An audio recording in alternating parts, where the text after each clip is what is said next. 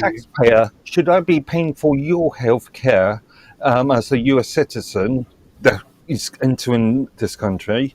Well, and you're not contributing to that health care through taxation. Well, I am. I'm showing up because I'm sick and I need help. That's how I'm I don't contributing. know if that's contributing. But Yeah, I mean, Well, you still pay VAT, but still on goods. But I'm the yeah, sick dude. generally, I'm the sick dude. Out of the kindness of your heart, you should say, "Man, the sick people need to be freaking taken care of." and that's what we've got. they do, That's but the in their issue. own country. Yeah, we do, and that's the issue that we've got with the illegal immigration at this present moment. No, but, like that makes sense to me. Like it's about owning the means of production, owning the essentials to survive, and like cooperatively, and then making it cheaper for your own people. You know, tourists can still get charged for sure, It and that sounds like creates prosperity inside the country. now. See what you guys are talking about is kind of going into the whole national socialist point of But view. no. So Again, be very careful about how you use what has that. happened now since the communist days is the word socialism has become like sort of bastardized, where it really means globalism. When people say socialism now, it really refers to globalism, which is National like basically socialism, centralized power. Still privatizing national everything to socialism is large about, corporations. there's a difference between communism and national socialism. Communism Well, is yeah. about global power, and national socialism is about um, localized. He's just trying to call us Nazis. That's why. Yeah. American I would say be very careful about that No, because I'm not. that's been co-opted. I would That never has call been- you two Nazis ever, dude. I thought you No. said there wasn't going to be propaganda here, Roger. No, I'm bringing good topics up here. Like, you know what I mean? It's No, like that's a good point. Like the Anyway, word I Nazi think- was never actually. It was always like a slur word. It wasn't a real word the Germans used. They called it the National Socialist Party, and they created a lot of prosperity for their own people actually with their policies after the war, and they took back control of the printing of their own money. Kicked out the bankers. Depends on which side of the and border they, you're looking at, east Yeah. or west. Yeah. They just massively improved their living standards within a few years, which is pretty amazing at that time. okay, so now that we've covered that, you guys want to talk about the tariffs? Yeah. Let's I go. was going to say, yeah. Okay, now Trump ended up having talks with in Japan. He there's an article out that said that Trump hails big progress in Japan tariff talks. Now, what happened was Trump, in summary, Japan, one of the first countries to start tariff negotiations, was involved in it, and then more than 75 other countries who are seeking deals with Washington says a couple things. The one thing about all that is exchange rates weren't part of the talks. Tokyo's negotiators ended up saying that as well. So what happened is on April the 16th, it was said that Donald Trump touted big progress in tariff talks with Japan on Wednesday. In one of the first rounds of face-to-face negotiations since his barrage of duties on global imports rolled markets and stoked recession fears. Now, Japan had not expected the president to get involved in Wednesday's talks, viewing them as a preliminary fact-finding mission, a sign that Trump wants to keep tight control over negotiations with dozens of countries expected over coming days and weeks. Now, Tokyo had also been hoping to limit the scope of the talks to trade and investment matters. But announcing his involvement early Wednesday, Trump said thorny issues, uh, including the amount Japan pays towards hosting U.S. troops, were among discussion topics. Now, a great honor to have met with the Japanese delegations on trade. Big progress, Trump said in a social media message that contained no details on the discussion. Opposite Trump was Ryosei Akazawa, a close confidant of Japanese Prime Minister Shigeru Ishiba, who serves as the relatively junior cabinet position of economic revitalization minister.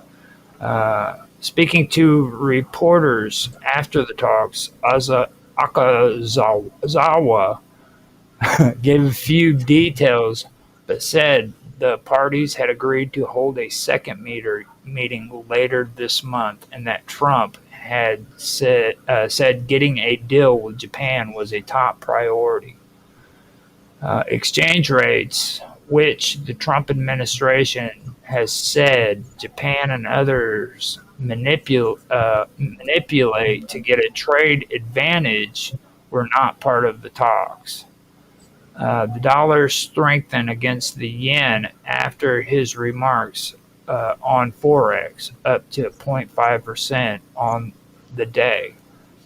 Tokyo denies it manipulates its yen currency lower to get makes it export cheaper. That's a typo. Akazawa held a 50-minute meeting with Trump at the White House before another session with his Treasury Secretary Scott Bessent, Commerce Secretary Howard Lutnick, and Trade Representative Jameson Greer.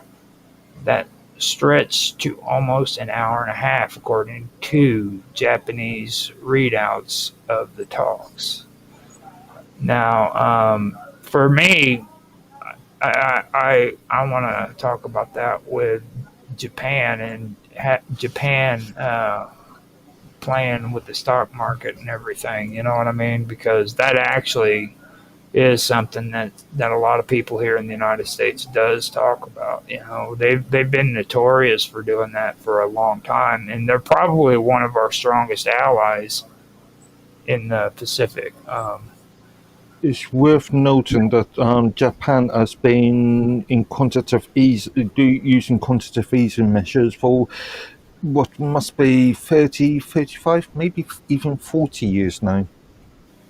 Mm-hmm. Yeah, I think 40 years. What is quantitative easing again? Printing money, in effect. Just printing money based upon no sort of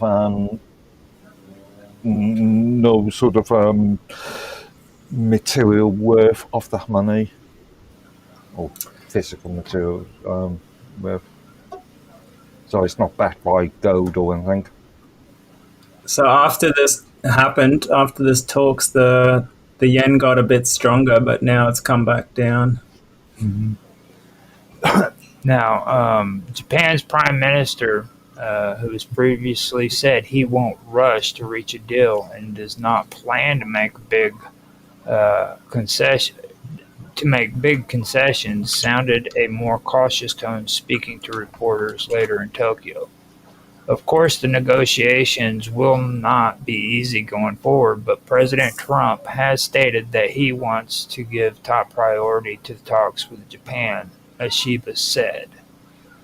Now, after that, we go into Italian Prime Minister Giorgia Meloni. And I don't know, do you guys have anything to say about Japan and the negotiations going on there? Not specifically, but I'll let you read your next 2 points because I've got a few views on the tariff situation as a whole. Okay, now Giorgia Meloni heads to the White House on Thursday, according to this. And this has already happened, to discuss tariffs imposed on the European Union with Trump, while Bessent has invited South Korea's finance minister to Washington for talks for the following week.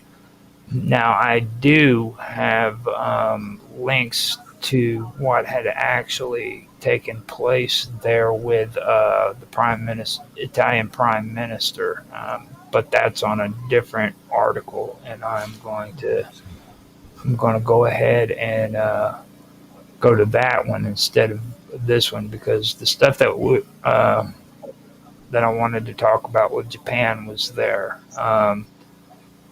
Now, on BBC, which I do not support, just so everybody knows, they did have an article. The last article I read came off of Reuters, and BBC is the next one. But they went into saying, from the moment she arrived at the White House, Giorgia Meloni was warmly welcomed. Trump called her a great prime minister and said she had taken Europe by storm. Now, Meloni's visit to Washington today has been eagerly awaited after months of a trade standoff between the U.S. and the European Union. Meloni was seen as a Trump whisperer who Brussels hoped could help ease tensions.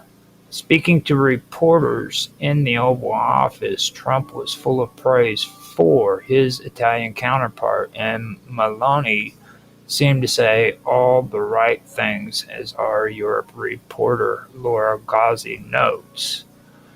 There was no announcement. Sorry, I was just going to say, of course, they're going to have to say the right thing, stay on camera.